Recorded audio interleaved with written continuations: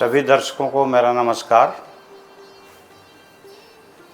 आज मेरे सामने कि आप चूँकि भारत सरकार के एक जिम्मेवार पदाधिकारी हैं, जिन्होंने अपनी जिम्मेवारी बड़ी कर्तव्य निष्ठा से निभाई है और इसके मूल में कारण है उनकी आध्यात्मिक जागरण। सनातन परंपरा के वाहक के रूप में उन्होंने एक बहुत बड़ा प्रयोग किया है और आज हम उसी पे चर्चा करने वाले हैं। मैं यूके त्रिपाठी आपके सामने मनीष जी से परिचय कराता हूँ। मनीष जी नमस्कार। जी नमस्कार। आपको, आपके सभी दर्शकों को, सभी को नमस्कार। मनीष जी, मेरा पहला सवाल ये है जी कि आप एक बहुत जिम्मेवारी के पद पे हैं जी और आपने भारतीय सनातन परंपरा के एक बड़े गूढ़ रहस्य पे एक्सपेरिमेंट किया जी और शायद मुझे ये कहने में हिचक नहीं है कि वो गूढ़ रहस्य नहीं, वो शायद सबसे सर्वोच्च रहस्य है जी जिसके बाद एक बहुत बड़ी क्रांति होती है व्यक्ति के जीवन में भी और वो व्यक्ति सामाजिक जीवन में भी क्रांति करता है। जी कैसे कर लेते हैं ये सब? कैसे कर लेते हैं? करना ही पड़ेगा जिसे भी। देखिए, सनातन धर्म इसलिए है क्योंकि सबसे पहले जो सनातन धर्म, जो हमारी पूर्व की व्यवस्था है, वो इस तरफ टारगेट करती है कि सबसे पहले स्वयं को जाना चाहिए। विज्ञान और धर्म में या विज्ञान और अध्यात्म में यही फर्क है। विज्ञान तलाश दोनों की सेम, ढूंढ हम ईश्वर को ही रहे, सत्य को जानना चाह रहे हैं, परंतु विज्ञान ढूंढ रही है बाहर। तो हम टेलीस्कोप से बाहर देख रहे हैं, चाहे हम एस्ट्रोलॉजी की बात करें, ऐसी कोई भी बात करें तो हम बाहर की तरफ तलाश कर रहे हैं।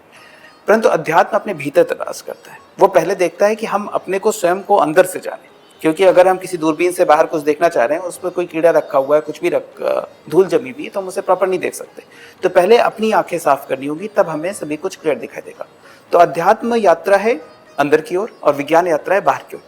टारगेट सेम है, दोनों ईश्वर को तलाश कर रही, दोनों सत्य को, अपने मूलभूत जागरण को तलाश कर रहे हैं, परंतु अध्यात्म अंदर ले जाती है। तो ये मूलभूत आवश्यकता है हर एक मनुष्य की। प्रारंभ से ही उसे पहले तो सबसे पहले स्वयं को जानना होगा कि वो है क्या, उसके बाद ही वो बाहर जा सकता है। लेकिन सवाल ये है जी कि आपको ये प्रेरणा कहाँ से मिली? आपने अपने जीवन की सफलता हासिल कर ली थी। जी आमतौर पे एक भारतीय नागरिक के रूप में जी पहली प्राथमिकता होती है कि मैं सफल हो जाऊं। उस रूप से तो आप सफल हैं। तो क्या कोई गुरु मिले आपको? ये प्रेरणा कहाँ से मिली या आपने स्वयं से की? मेरे केस में उल्टा है और मोस्टली लोगों के केस में उल्टा ही होना चाहिए। उल्टा यह है कि पहले मैंने अपनी आध्यात्मिक यात्रा की, क्योंकि उसके बिना कुछ भी आवश्यक नहीं। और उसकी प्रेरणा सिर्फ एक ही चीज़ से मिल सकती है।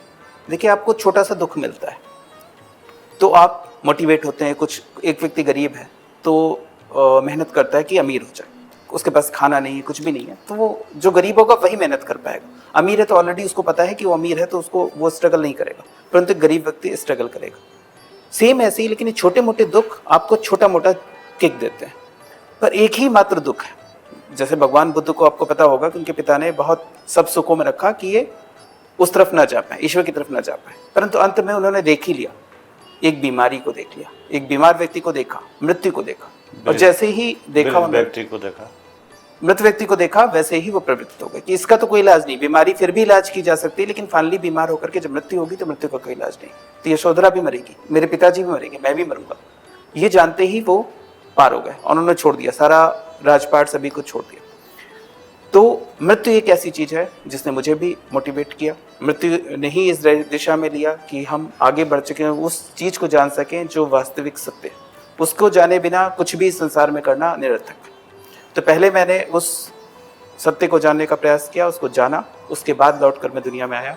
भगवान बुद्ध वापस नहीं आए, उन्होंने फिर प्रीचिंग स्टार्ट की। मैंने दोनों कार्य किए, क्योंकि पारिवारिक जिम्मेदारियां भी एक महत्वपूर्ण होती, क्योंकि जिन माता पिता ने आपको जन्म दिया तो उनके लिए भी आपको कुछ करना पड़ेगा, अपने परिवार के लिए भी कुछ करना पड़ेगा। तो इसलिए मुझे वापस आना पड़ा और साथ साथ में जो भगवान बुद्ध कर रहे थे वैसे ही आपको प्रेरित तो करना ही पड़ेगा। कोई भी व्यक्ति जो भी उस सत्य को जानेगा तो जरूर बांटने का प्रयास करेगा, ताकि अन्य लोग भी उस सत्य को जान सकें। चलिए, मैं आपकी बात समझ गया, लेकिन आपने कहा कि कुछ कष्ट ऐसे होते हैं जो आदमी को प्रेरित करते हैं। जब बुद्ध को प्रेरित किया, सारी सुविधाएं थी, लेकिन उनको कष्ट ये था कि वृद्ध हो रहा है, बीमार हो रहा है, लोग मर रहे हैं, और इस कष्ट की सच्चाई जानने चल पड़ा।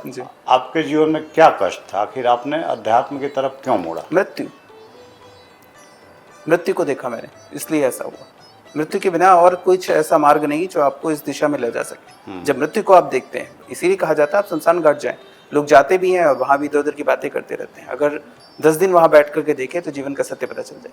फिर शायद वो पहले स्वयं को जानने का प्रयास करें। ऐसा नहीं कि हम दुनिया छोड़ देनी, लेकिन पहले खुद को जान लेना है, अपने चश्मा क्लियर कर लेना है, अपनी आंखों को ठीक कर लेना है, उसके बाद हम देख सकते हैं दुनिया को। इसके पहले तो हम अंधे हैं, जिसे हमें कुछ दिख ही नहीं रहा। लेकिन एक बार हमारी आंखें ठीक हो गई तो फिर हम इसी समाज में रह सकते हैं। हम लड़खड़ा इसलिए रहते हैं क्योंकि हमारी आंखें बंद रहती हैं, हमें दिखाई नहीं देता। एक बार आंखें सही हो गई तो इसी समाज में जिया जा सकता है, बिना अटैच हुए, बिना गिरे हुए। तो यह संभव।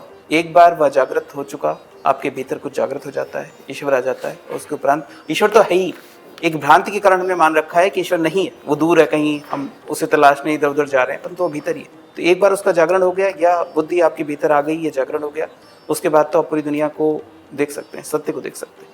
आपका जो अपना प्रयोग है, प्रयोग क्या, एक सनातन की सच्चाई है जी। कुंडलिनी जागरण है क्या? देखिए, जैसे मैंने पहले कहा कि हमारा मुख्य उद्देश्य जो है सत्य को जानना है कि आखिर हम इस संसार में हैं क्यों, हमारा उद्देश्य क्या है और हम क्यों। क्योंकि देखिए, हम लोग अभी बात कर रहे हैं, बार बार मैं यही एग्जाम्पल देता हूँ सभी को, और अचानक अभी ये शरीर गिरेगा, यही और सब कुछ कर, फिर एक अभी बात नहीं कर पाए। कुछ ऐसा है जो चला गया, सब कुछ इसमें है, लेकिन कुछ ऐसा है जो चला गया और फिर वो वापस नहीं आ सकता। जैसे आपने अभी एक मॉडल का मैं नाम नहीं लूँगा, अभी एक डेथ हुई कल रात ही कार्डियक अरेस्ट से, शेफाली जरीवाला। शेफाली जरीवाला जी, यस। अब देखिए, कल तक वो जीवित थी, कल तक सब कुछ हो सकता है, डांस कर रही, आज कहीं पर है, बॉडी आज भी है, परंतु कुछ ऐसा है जो चला गया। यह जान लेना सबसे अधिक आवश्यक है। वह क्या है? जीवित रहते यह जान लेना ही मोक्ष। जीवित रहते ही हम जान लें कि हमारे भीतर से वह क्या चला गया, इसी को मोक्ष कहेंगे, इसी को ज्ञान कहेंगे। तो यह जागरण के बहुत से मार्ग हैं, बहुत से मार्ग, ध्यान मार्ग, ज्ञान मार्ग, बहुत से मार्ग। इन मार्गों में से एक मार्ग है कुंडलिनी। कुंडली सिर्फ एक मात्र है, एक मार्ग। तो कुंडलिनी जागरण बहुत फास्ट है, इसका मेडिटेशन बहुत फास्ट है। बहुत सारे लोगों के मेडिटेशन है, मैंने भी एक मेडिटेशन डिजाइन किया इसमें, और काफ़ी फास्ट मेडिटेशन भी है। तो इस कुंडली बेसिकली हमारी जो जीवन की मूल ऊर्जा है, जो कुंडली के विषय में आप पूछ रहे हैं, ये हमारी सेक्स सेंटर के आसपास कहीं होती है। यही जीवनदानी शक्ति, क्योंकि इसी के बेसिस पर ये नीचे की तरफ स्थित पूरा थोड़ा कुंडली जागरण का पूरा विज्ञान बताया जी। बेसिकली हमारी जीवन की मूल ऊर्जा, जिससे हम बोल रहे हैं, चल रहे हैं, वो सभी कुछ कुंडलिनी। तो यह कुंड के फॉर्म में मूलाधार चक्र में हमारे अवस्थित है, नीचे सेक्स सेंटर के आसपास। इसी से बच्चों का प्रोडक्शन हो रहा है। बहुत बड़ी चीज कि आप हमारे जैसे ही बच्चे पैदा हो जाते हैं, सेम शक्ल के 2-4 इतने बच्चे आपके हैं, तो सेम बच्चे आपके जैसे ही रिप्रोडक्शन की क्षमता भी उसमें। तो यह कुंडलिनी का नीचे गमन है। जैसे ही वो ऊर्ध्वगमन हम करें, अगर उस ऊर्जा को हम ऊपर की तरफ ले जाए तो वह कुंडलिनी बन जाती है। नीचे वह काम ऊर्जा है, ऊपर वह कुंडलिनी ऊर्जा है। तो कुंडलिनी वह जीवनदानी शक्ति है, हम इसको माता भी कहते हैं, अलग अलग तरीके से। अभी जो चलती है तो हमारे शरीर में एक रास्ता उत्पन्न है, नीचे की तरफ जा रही है तो काम ऊर्जा है, ऊपर की तरफ जा रही है तो उसे हमें ले जाना है सहस्त्रार पर, ऊपर की तरफ। तो इसके 7 स्टॉपेज, मोटे मोटे 7 स्टॉपेज जब ये ऊर्जा उठती है। वैसे हम 121 भी बोलते हैं, 114 बोलते हैं, जिन्हें हम चक्र कहते हैं। तो ये स्टॉपेजेस मोटे मोटे 7 स्टॉपेज, जैसे कोई ट्रेन चलती है तो मेजर स्टॉपेजेस 7 है। पहले हमारा मूलाधार चक्र है, जिसमें यह स्थिति है, सभी लोगों की रहती है, बच्चे से ही रहती है। सही। ऊपर जब हम चले तो स्वाधिष्ठान चक्र, फिर 3-3 अंगुल पे लेते हैं नाभि के आसपास कहीं मणिपुर चक्र। सबसे चमत्कारी चक्र जो हमारा आता है अनाहत चक्र है, जो हृदय के पास होता है। यहाँ जैसी ऊर्जा पहुंचती है, जिसको मैं मेंटल साइकिल कहता हूँ, जैसे यहाँ ऊर्जा पहुंचती है आपके अंदर चमत्कार करने की क्षमता आ जाती है। तो यह है अनाहत चक्र। इसके ऊपर आता है तो विशुद्ध चक्र आता है, जो आपका 5वां चक्र है, जहाँ पर भगवान शिव दिखाते हैं कि विष पिया, तो यहाँ पर उनके दिखाता है। और छठा चक्र हमारा आज्ञा चक्र, जहाँ पर हम तिलक लगाते हैं। और 7वां हमारा सहस्त्रार है, जहाँ पर हम शिखा बांधते हैं। तो इन 7 चक्रों के माध्यम से फाइनली वो यहाँ पहुँचती है। जैसे जैसे ऊपर पहुँचती जाती है वैसे वैसे देवत्व आता है। 3 तक बड़े आराम से पहुँच सकती, लेकिन जैसे ही चतुर्थ चक्र पे पहुँचेगी अनाहत पर, वैसे ही आपके भीतर बहुत सारी चमत्कारी शक्तियाँ आ जाएंगी। दूसरों के मन को बात जान लेना, आप जो कहेंगे वो हो जाएगा, मैनिफेस्टेशन। और बहुत सारे कलर्स दिखने लगते हैं, भविष्य की बातें दिखाई देने लगती है, वाक सिद्धि। तो जितनी सिद्धियों की बात होती है हमारे ग्रंथों में, वह सारी चतुर्थ चक्र की। यहाँ पर आपको दैवी शक्तियाँ भी मिल जाती हैं और राक्षसी असुरी शक्तियाँ मिल जाती हैं। कर्ण पिशाचिनी और इस टाइप ब्रह्म राक्षस वेताल की सिद्धियाँ, अप्सरा की सिद्धियाँ, वह सब भी यहाँ पर आती हैं, और देवता की सिद्धियाँ भी यहाँ होती हैं। लेकिन यह अल्टीमेट टारगेट नहीं, अल्टीमेट टारगेट है स्वयं को जानना। तो वह घटित होता है 5वें चक्र पर, जिसे हम विशुद्ध चक्र कहते हैं, जहाँ हमारी थायराइड ग्लैंड है। तो ये थायराइड ग्लैंड इसीलिए इतनी इफेक्टिव, दूसरे साइंटिफिक टर्म में कहें तो थायराइड ग्लैंड। तो यहाँ पे जैसे ही वो पहुंचती है आप प्लस माइनस दोनों के पार चले जाते हैं। थोड़ा सा मैं इंटरवेन करूँगा। आपने कहा कि अनाहत चक्र में जब पहुँचते हैं जी तो यहाँ राक्षसी प्रवृत्तियाँ भी आती है और देव प्रवृत्तियाँ भी आती है। तो ये राक्षसी प्रवृत्तियों से हम कैसे मुक्ति पाते हैं? जी देखिए, यहीं पर एक बहुत बहुत गूढ़ रहस्य, बहुत छुपा के लिखा गया उपनिषदों में भी, गीता में भी, सभी जगह। अब मैं यहाँ से आपको गीता का एक बस बता देता हूँ। भगवान श्री कृष्ण बार बार कहते हैं, उन्होंने तो एक ही ध्यान बताया, कुंडली उसमें भी जगेगी, लेकिन उन्होंने एक ही ध्यान बताया अर्जुन को कि आप बैठ जाएं किसी आसन पर और अपने त्रिनेत्र पर ध्यान केंद्रित करें, इस ग्लैंड पर, यहाँ पर। तो आज्ञा चक्र की बात की उन्होंने, सीधे कुंडली उठेगी, यहाँ पर आएगी। हाँ। उन्होंने कुंडली शब्द का नाम नहीं दिया, परंतु ऊर्जा जगेगी और यहाँ पर आएगी। हाँ। तो भगवान श्री कृष्ण कहते हैं कि सत और असत दोनों को छोड़कर अर्जुन, दोनों को छोड़ करके, चाहे सत रज तम तीनों को छोड़ना है। बेसिकली गुणों में अगर देखें तो सच गुणातीतम, वो गुणातीत है। सत रज तम तीनों को छोड़ करके माम एकम शरणम व्रज, सिर्फ मुझे एक की शरण में आओ। सत्य को भी छोड़ दो, रज को भी छोड़ दो, तम को भी छोड़ दो। तो यहाँ जो गूढ़ रहस्य, हम लोग पूरी जीवन इसी में लगे रहते हैं कि किस तरीके से हम असत को छोड़ें, किस तरीके से हम पाप को छोड़ें, बुराई को छोड़ें, राक्षसी प्रवृत्ति को छोड़ें, देवता प्रवृत्ति को भी छोड़ें। दोनों के पार है ईश्वर। जब यहाँ पहुंचते हैं तो राक्षस देवता दोनों का फर्क खत्म हो जाता है। इसलिए आपने वैकुंठ अलग कल्पना की गई, मतलब वैकुंठ को देखा गया कि अलग है, वैकुंठ अलग है, राक्षस लोग, पाताल लोग अलग है, देवलोक अलग है। भगवान वहां नहीं रहते, भगवान इंद्र के साथ नहीं रहते, राक्षस अलग रहते हैं, इंद्र अलग रहते हैं। उन दोनों के पार हैं भगवान शिव, विष्णु और ब्रह्मा। अच्छा, आपकी बात से मैं ये समझा कि अनाहत चक्र के बाद जब हम ऊपर जाते हैं जी, तो ये देव दानव स्वतः समाप्त हो जाते हैं और हम एक ऊर्जा की ओर डेवलप हो जाते हैं। जी। अच्छा, अब मैं एक चीज़ और पूछता हूँ। देखिए, कुंडलिनी जागरण एक सामान्य व्यक्ति नहीं ले सकता जी। इसके लिए मन, मस्तिष्क और शरीर जी पूर्ण रूप से स्वस्थ होना जरूरी है, नहीं तो ये नुकसान भी पहुंचाता है, जैसा मैंने सुना है। जी जी अवश्य। तो और जब कुंडलिनी जागरण हो जाता है तो व्यक्ति इतना ऊर्जावान, इतना आनंदमय और इतना शक्तिशाली हो जाता है जी कि वो बहुत कुछ कर सकता है। जी। अब ये अलग बात है कि वो स्वार्थ में करता है या निस्वार्थ में करता जी। है। कौन लोग कुंडलिनी जागरण कर सकते हैं?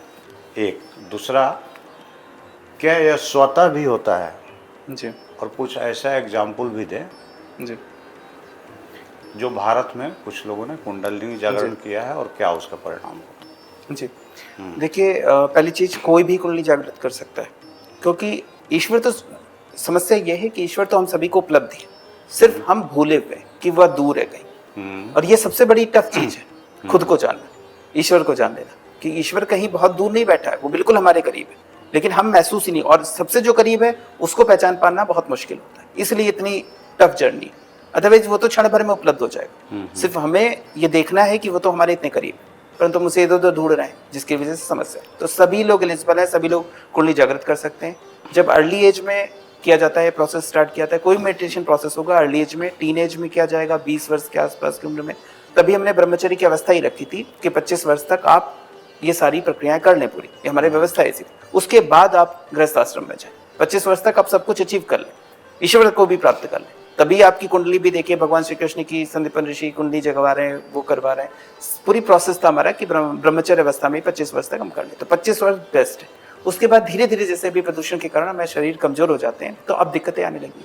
अभी कोविड के बाद जैसे आपने देखा, और बॉडी, सभी की बॉडी तो बॉडी है, देखिए आप कुंडली जागृत कर लें, कुछ भी कर लें, बॉडी तो जाएगी जाएगी। आप कितने भी, आपने कुछ भी कर दिया, आपकी बॉडी को तो जाना ही है, ये बॉडी तो जानी है, तो शरीर है, ये तो 5 पंच तत्वों से बना, उसी में मिल जाएगा। तो लेकिन धीरे धीरे क्षय हो रहा है शरीर का। तो 30 वर्ष की उम्र में आप कर रहे हैं, 40 वर्ष की कम कर रहे हैं, तो धीरे धीरे वो समय बहुत ज़्यादा लग जाता है। जो समय वहाँ 2-3 वर्ष में हो जाता है, वो यहाँ 10 वर्ष 15 वर्ष नहीं भी संभव है, और कई बार बीमारियां भी स्टार्ट हो जाती हैं। तो बहुत से ऐसे लोग मुझसे टच में हैं जिनको समस्याएं भी हुई, गलत तरीके से कुंडली जागरण हुआ, क्योंकि वो एकदम से ऊर्जा आएगी और ऊर्जा को संभाल पाना बड़ा मुश्किल है। तो यंग एज में बहुत अच्छा।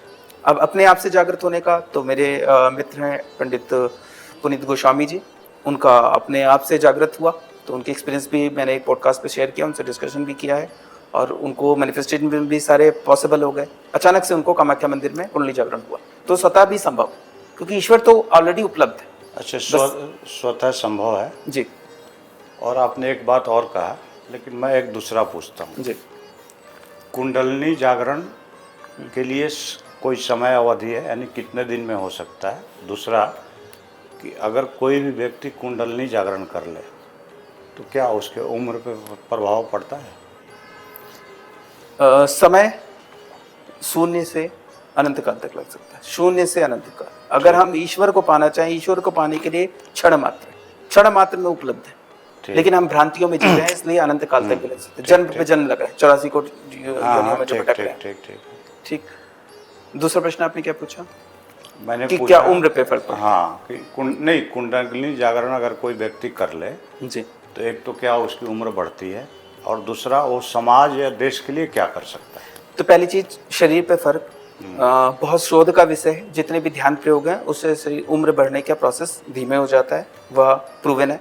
रिसर्च में बहुत रिसर्च पेपर फॉरेन में की जा रही, इंडिया से ज़्यादा फॉरेन में की जा रही, पीएचडीज उस पर। ठीक है।